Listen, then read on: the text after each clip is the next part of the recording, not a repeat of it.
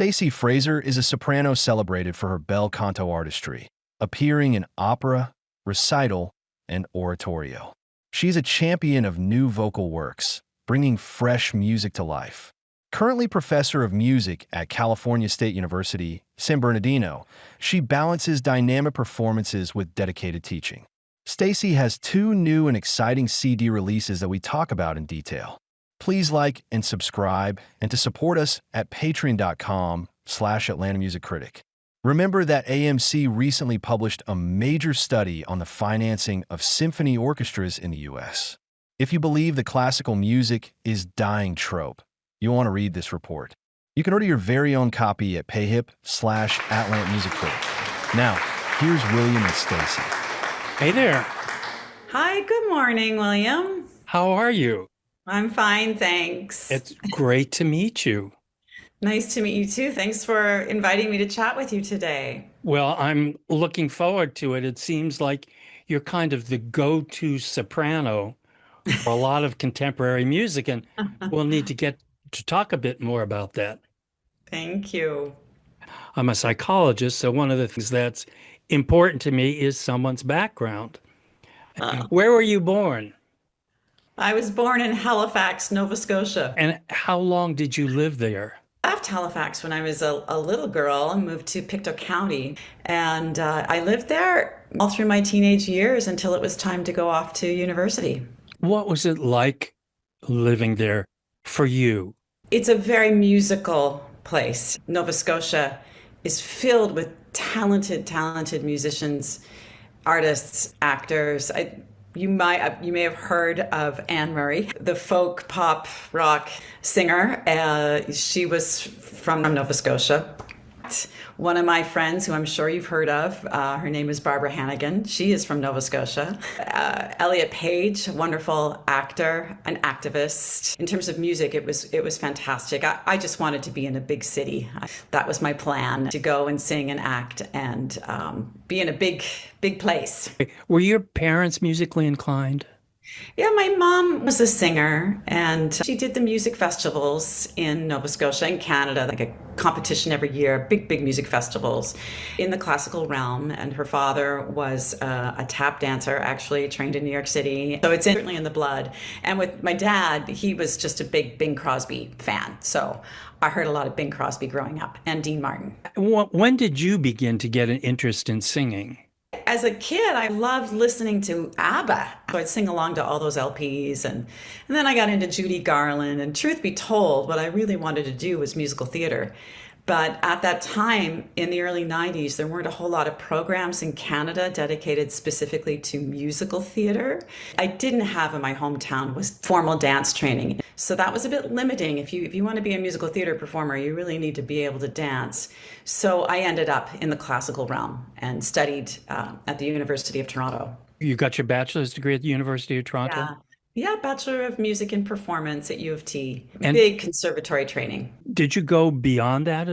Then after U of T, I went to Tanglewood. That was a pretty special opportunity as a young artist. And then from Tanglewood, went to Manhattan School of Music and did a Master of Music program there. And the intent was really to be doing standard repertoire, and which of course I did, but there were so many singers at Manhattan School.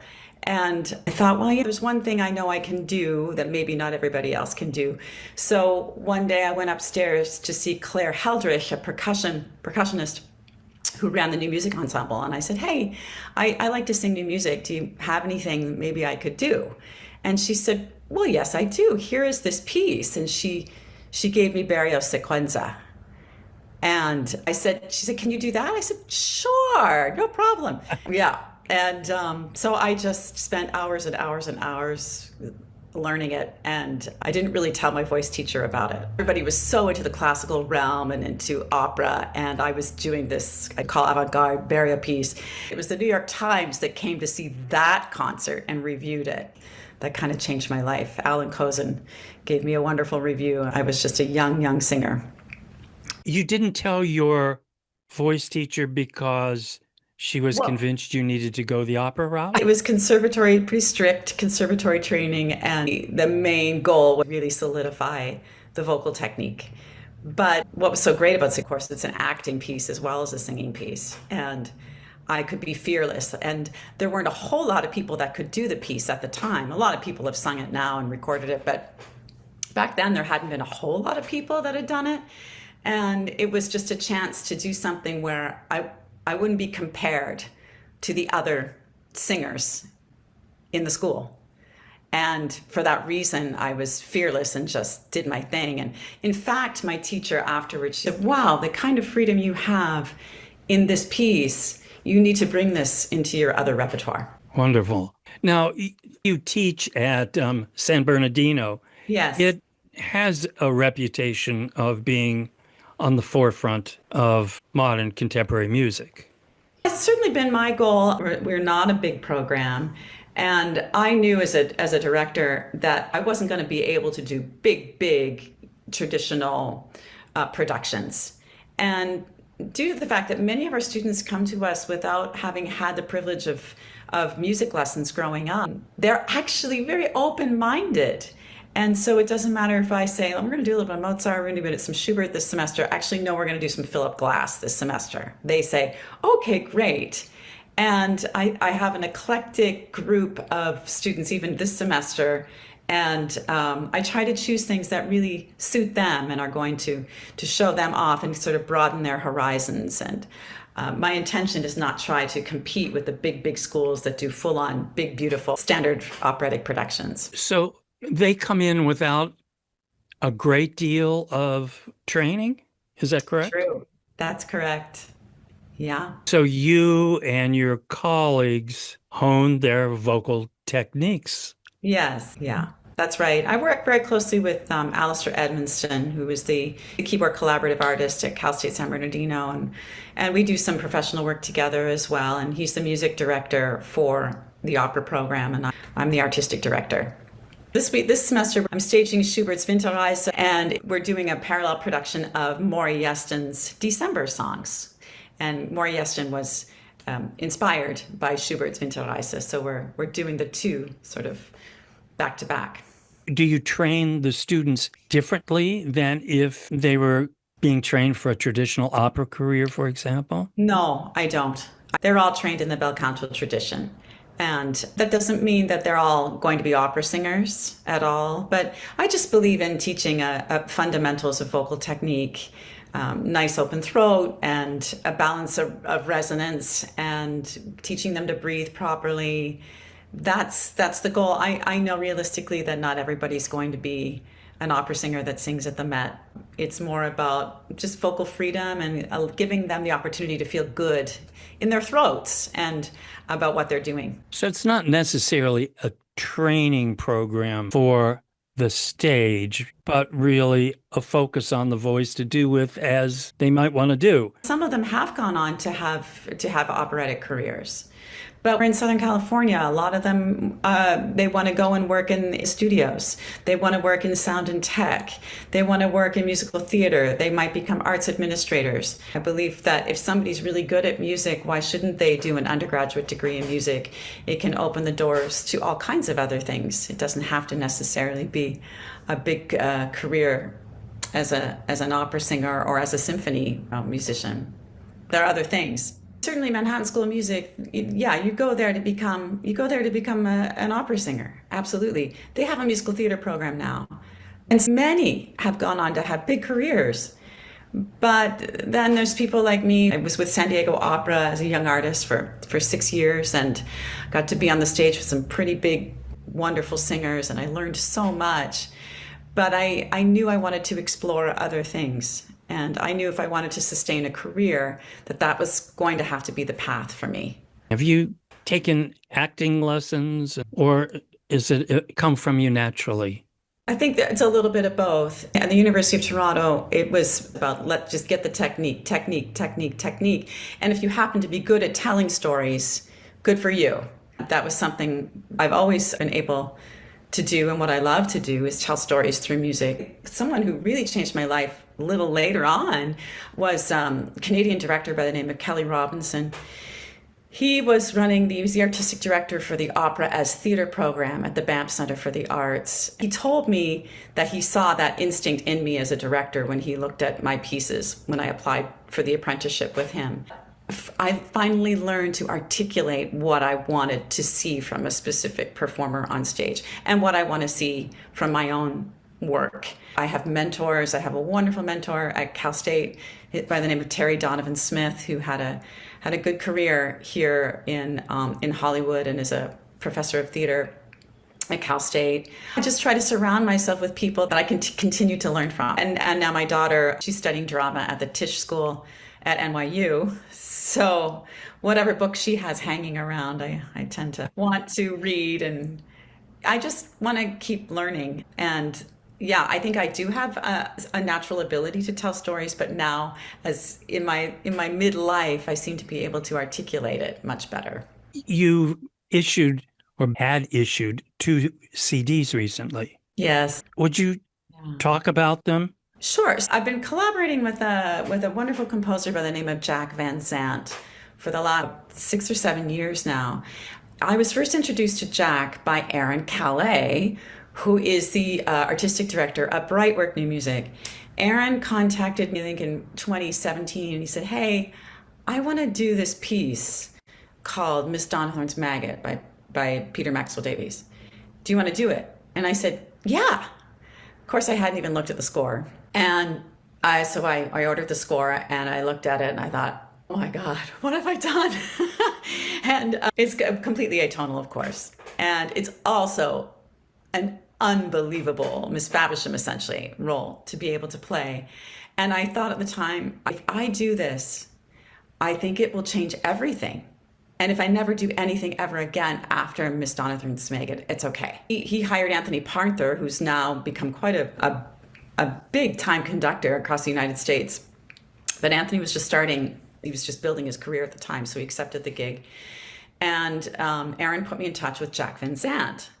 Jack had studied with Maxwell Davies and is an authority on his work. And I think after, it was a big deal. I think it was a very successful production. Terry Donovan Smith, I asked him to direct the piece. And we premiered it at CSUSB, and then we did it at Boston Court in Pasadena. And I was right. Like, it challenged every part of me as an artist, as a singer, as a musician, as an actor, as a mover, as a collaborator. It was amazing. I'm just very proud of that piece and of the work. So after that, Jack started writing music for me. And then COVID happened, and we recorded a bunch of stuff, and it took a little while. And finally, we released the album in March. Well, the first piece, The Chaos of Light and Motion, kind of a spectral piece, chamber music piece, that was written for me. And then 3 other pieces for soprano, flute, and electronics. And then excerpts from his opera, jazz opera of the Atomic Age, The New Frontier. So it's a diverse amount of repertoire. So that was released on Neuma Records. A lot of the recording was happening during COVID when nobody could really do anything live. So the Van Zandt pieces were based on Shelley's poetry. Works. Yeah. And did you commission that piece? Yes. And so that was all developed during COVID shutdowns? Yeah, pretty much. I think we started recording in 2021. So we were wearing masks to the studio and had to reschedule a bunch of times. We were all in separate rooms, of course. And it took about 4 years for that to come together. You're now part of Brightwork Music? Yeah, that happened a couple of years ago. Aaron called me and he said, "I have a few things I want to discuss with you." And I thought, oh, okay. So it was a couple of different projects. And he said, "Anne, I've been talking to the band, and we'd like you to join formally." He said, Pierrot Ensemble typically has a soprano, and we really enjoy working with you. So we'd like you to be officially a part of the band. So I was really just honored, flattered, and excited. Just within a few weeks, my Dancing Sweetheart on Microfest Records was released. The pieces on My Dancing Sweetheart? Yes. Many of them include microtonal Yes. music. Yes. Is that difficult for you to adjust your ear and your voice to singing microtonal music? Well, the first thing that we recorded or that we were working on was Mamie qui danse, which is the set of little nursery songs with text by Ben Jonson's granddaughter and Emily Dickinson. I was trying to learn them just sitting at my piano and trying to approximate the pitch relationships, the intervallic relationships. And then I realized I can't, no, this doesn't, there's no way I can do this. So Aaron introduced me to this program through Logic, and we were able to tune an electric piano through the computer with the specific relationships, specific intervallic relationships. And I practiced with that keyboard. I had at UCSD after Manhattan School, I gigged for a while, and then I went to UC San Diego to get a doctoral degree in contemporary music. And I worked with a wonderful artist by the name of Carol Plantamura, who was a champion of new music, champion of Boulez's works, champion of Barrios' works, was good friends with Kathy Berberian. And she, in a coaching one time, she said, you know, Stacey, you have to feel intervals. You have to feel intervallic relationships. And I thought, how strange. But she's right. That's exactly what we have to do. So what I feel in my throat in terms of intervals is it's just going to feel smaller or bigger than what it might be in equal temperament. So it's a combination of hearing but also feeling. So the feeling part is mostly a throat function. And Exactly. Does your ear ever rebel and say, it's out of tune? No, it doesn't, especially with the Ben Johnston pieces, because of the just intonation, it actually makes sense. And I'm also able to tune with the rest of the band because we're all playing in the same, in just intonation. So I've sung so much new music in my life, nothing really feels foreign anymore. I'm not saying that pieces aren't difficult. They're always difficult. Everything's hard. Mozart's hard. I'm not really shocked by anything anymore, I have to say. Oh, I don't know if I should say that. Now a piece is going to come my way that I'm going to regret. And I assume you mean shocking in the sense that it challenges your capability to actually sing it. Sure. Yeah. Okay. If I'm going to sing a piece that's in just intonation, I can't do that with an A440 piano. I'm a singer who plays piano, so that's how I often learn music. Sit at the piano, play for myself. I did that. I've done that from the time I was a kid, but no, if I'm doing a piece that's in just intonation, I have to use a different keyboard. That makes sense. You did letters from Annie Oakley? Calamity Jane's letters to her daughter, which may or may not be fiction. They were first published by Shameless Hussy Press. I think back in 2016 they became popular again, and I think they did another round of publications, of printing. And so supposedly they were found after Calamity Jane's death, and they talk about her life, her hard life as a nurse. She was a prostitute. She was a stagecoach driver. She could brawl. Yes, she could fight. A really interesting piece and a great opportunity for storytelling. So in essence, you were reading the letters to her daughter. Yeah, exactly. And when you perform it, you're performing it, though, solo. It's not like you're acting it with a daughter sitting there. No, as a matter of fact, they were originally commissioned by Dora Orenstein, fantastic singer who was a collaborator of Ben Johnston. And I identify with her as a singer. I've been asked before, who do you think, who is like you and vocally?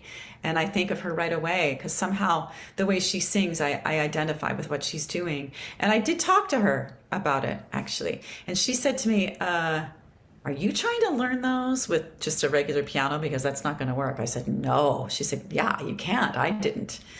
So she had commissioned Ben Johnston write a piece for her. And I think he's the one who actually found the texts. So she has performed it seems to me, staged. I'd love to do it staged. It'd be wonderful. Did you find it difficult to embody her multiple roles? Well, it was a balance. I mean, the music's very difficult. So I had to think like a musician really first and foremost, to be able to tell the story successfully and as a collaborator with the band. I mean, it always is, and same with the Maxwell Davies piece. I mean, you have to be a musician at first. You have to be a great technician vocally. You have to be able to follow a conductor or whoever happens to be leading the band, even if they're not formally conducting. And then you got to tell the stories, and you got to move, and you got to be aware of your costume and all of it. It's opera, but it's also singing the notes in between the notes. So it tests every aspect, I think, of me as an artist. In terms of the storytelling, I could even relate to some of the stories. I mean, I have a daughter myself, and one of the last things she talks about in one of the last movement, she says, there's things in my life that I may have done it I'm not always proud of. And I think we all can say that about ourselves, right? But when we leave our legacy, we want our children to be proud, mostly, of what we've done. So certainly the first and last pieces, I think, of my own daughter when I sing them. That was going to be my next question, if you were singing to your daughter. Yeah. All right. And in the barroom scene, I don't know, maybe I'm thinking about my youth in Toronto, in the grunge era, going to a bar and having fun. When you were singing them and recording them, were you acting? Oh, yes. Yeah. Did you move around? Oh, yeah, I'm a mover. Yeah, I'm not a singer that just stands there. Not that there's anything wrong with that. In fact, I'm really inspired by the late Robert Wilson's work. And I had hoped that maybe I would have a chance to work with him. Of course, that's not going to happen now. The fact that he might give an abstract gesture of some sort to a singer, and they have to hold it for the entire length of the aria or the piece. And what discipline, but amazing. But at the same time, how does one find the freedom to be able to do that without constricting their throat? I wish that I had pursued going to Watermill to work with him, but I'll have to find somebody like him that would. Again, when you were recording this, if you had to do multiple takes and you were acting, did you repeat motions, or did each time something new came out of you? Well, I was nervous at the beginning of the session. John Schneider, who is the co-director of the label Microfest, he was in the booth producing, and wow, I mean, what an amazing coach.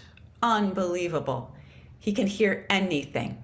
And I think it got better, the session got better and better as we went on. And the more I thought about the storytelling, the better it got. I think when I first went in, I wanted to just be note perfect and technically perfect. And those are not the takes we used. I'm pretty sure. I wasn't a part of the choosing of the takes. They did it, Aaron and John. But I'm hearing them back. I know they were the later takes, because that was when I was really in the zone, really telling the story and not worrying so much about vocal technique. John's the guitar player. Yeah. Wow. Just such a privilege to work with him. And certainly someone who understands microtonal music, it's him. Yeah, he's the master. It was intimidating in the beginning, but he's such a warm personality and wonderful coach. I really believe he pulled the best out of me on those days. Yeah. Do you have anything on the horizon that you're looking at that will be equally obviously impactful and joyful for you as these two recordings are? There are two projects I'm cooking up. I'm pursuing funding for them.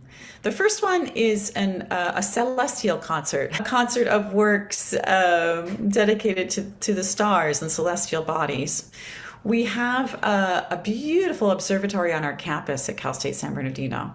So I'm working with physicist Matteo Crismani and media artist Martin Galvo on an interactive piece, an audiovisual sort of immersive experience where the media artist will be creating as in conjunction with what is happening in the universe in real time. So that's one project which I hope to tour around. I'll do pieces by artists that are devoted to celestial bodies. Jack has some pieces, Jack Van Sant. I'm looking at a piece called But Stars Remaining by Nicola Lefanu. So I'm exploring different multimedia pieces for that.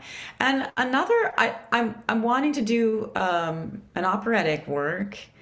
The name is called Foam, like sea foam. When I was a kid growing up in Nova Scotia on the Northumberland Strait, there were days where we couldn't go swimming because the water would be dirty. And that was the result of a pulp mill and the effluent that was coming from the pulp mill. And that that pulp mill was constructed in the late 50s and it didn't close until just a few years ago. I'd like to commission composers to write pieces to discuss what it was like growing up in this beautiful place, but not always being able to take advantage of. But I also want to relate it to what's happening here in the Inland Empire. I live about 50 miles east of Los Angeles and really close to a lot of the distribution warehouses, and there's a lot of pollution that's coming our way. So I guess the word foam also is indicative of styrofoam and all the different packing supplies. I wanted to tie in my heritage, but also where I live right now. So that will be a dramatic piece. And again, I'd like to have an audio visual installation to go along with it. So I'm busy writing grants and commissioning people to write things. I should tell you, we only have 2 minutes left. Any final words you have to say, realizing that Zoom could unceremoniously cut us off? Well, I feel I feel fortunate to be able to collaborate with such amazing people here in Los Angeles. I never thought I would end up in LA, and here I am, and I'm grateful for the opportunities, both at the university, because they've been very supportive of my work, and I've been able to tie that work into what I do in the professional world. I'm very grateful to the Brightwork Ensemble and to Aaron Calais, to Microfest Records, thank you.